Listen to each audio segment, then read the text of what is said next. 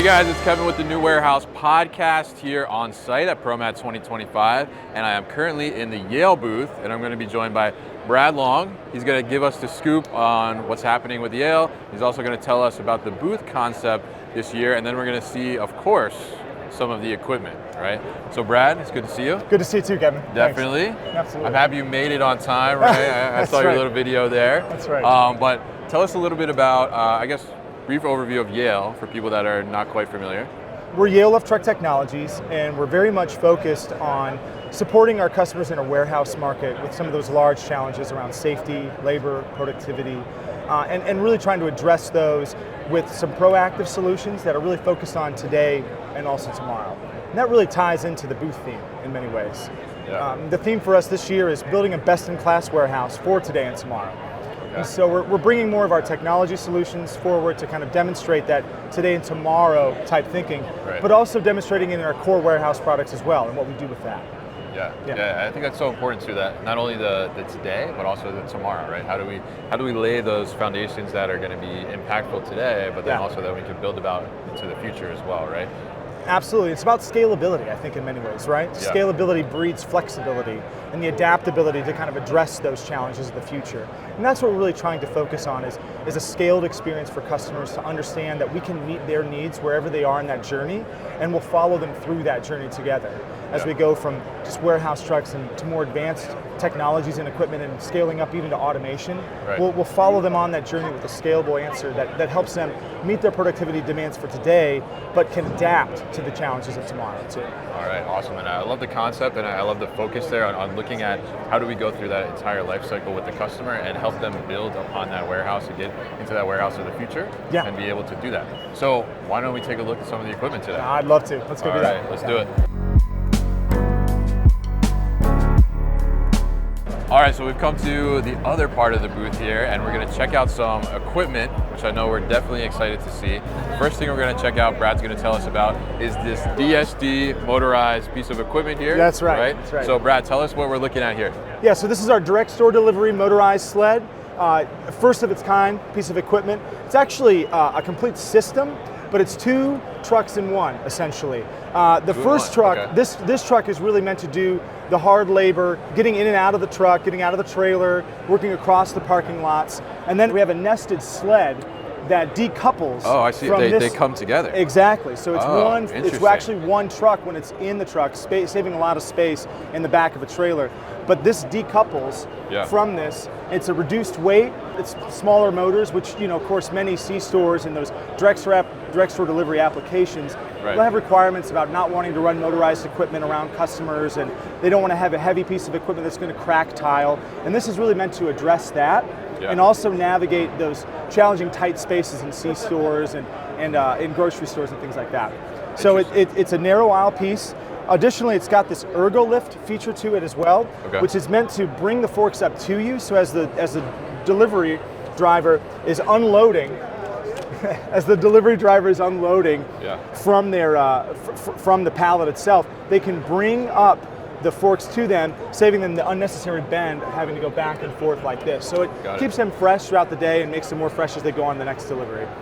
And really there's a motorized, these wheels are electric as well, and that just enough to help manage over thresholds and sort of that bumpy service as you're working from the exterior of the store and into the store itself. So it's really intended to help the operator navigate those challenges without having to push and use as much force. Again, to keep them fresh all day, and which helps to address, you know, again, the labor challenges, makes them more productive, helps them stay more aware and hopefully safer in the process.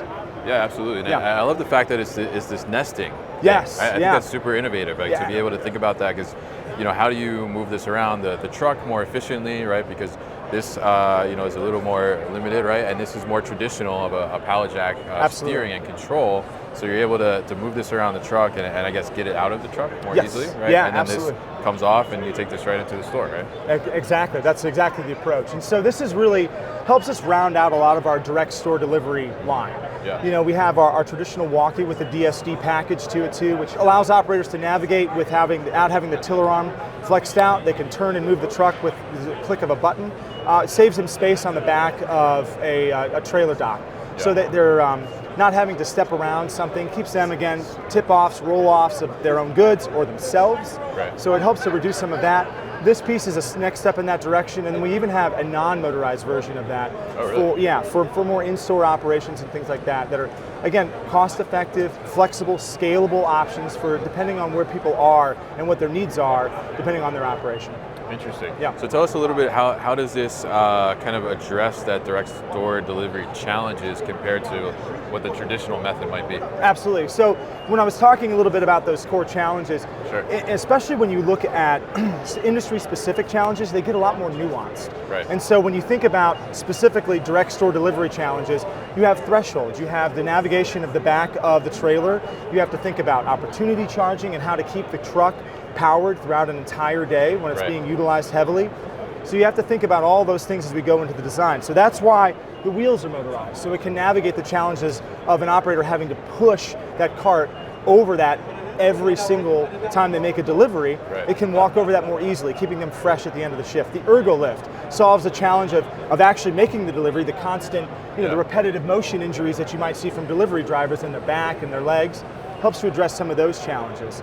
The nested version of this provides a lot of flexibility because it can stay in the truck, which is, again, another core challenge. It's a compact system, so you can save more space in the truck as well. And it's got a 110 receptacle, so it can be charged in the trailer as it's going to the next destination, keeping that opportunity charging as it goes throughout the entire shift. Yeah, absolutely. Yeah, I love it. I think it's super innovative and certainly tackles a lot of those challenges that you just mentioned for the direct store delivery. And really love the nested feature as well to give you that additional maneuverability when you need it, but then also that decoupling kind of to be able to take it and easily navigate through the store. Absolutely. And really great user kind of interaction too from an ergonomic perspective. Exactly. So really interesting. Yeah, we're very much focused on ergonomics and helping that operator stay comfortable and productive and safe all shift long. All right, great. And the name of this again is? The Direct Store Delivery Motorized Sled.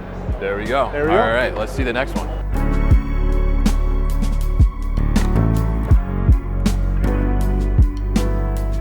All right, so now Brad, tell us where we're at here in the booth. We've moved into another section of the booth here. Yes. You guys have a pretty big booth here. We do. 5,000 square feet. Yeah, absolutely. So tell us what we're looking at behind us here and what's going on in this side of the booth. Absolutely. So here we're starting to introduce more of our technology that we integrate into the truck. So it's nice to take that standard truck and then add a lot of that proven technology into the truck to help advance people through that journey as they begin to adopt technologies into their warehouses and operations. And I say proven because it's really critically important that customers can know that they're walking into something that they can trust. Dealing with thin margins and a high labor turnover, you have to make the right decision right away and know that you're not going to get damaged by making an incorrect decision on an incorrect investment that's going to take years to recover from. So demonstratable ROI, proven technologies, that type of thing is really what we try to focus on. And what we're doing here with our operator assistance technologies is very much that. We're trying to, again, build some scale into that as well.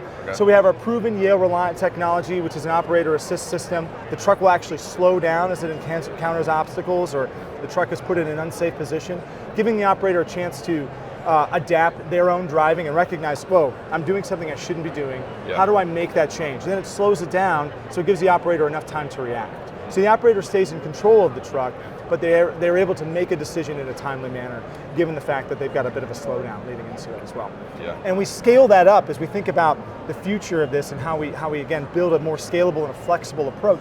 We think about our pedestrian awareness cameras that we offer as well. It can be an aftermarket solution as well, giving people a toe dip, if you will, into operator assistance, more advanced operator assistance technologies. Very interesting. Thinking about technologies itself, I think the star of our show this year specifically is what we're doing with our reinvented automation solution. It's really something, it's cutting edge, it's really something else.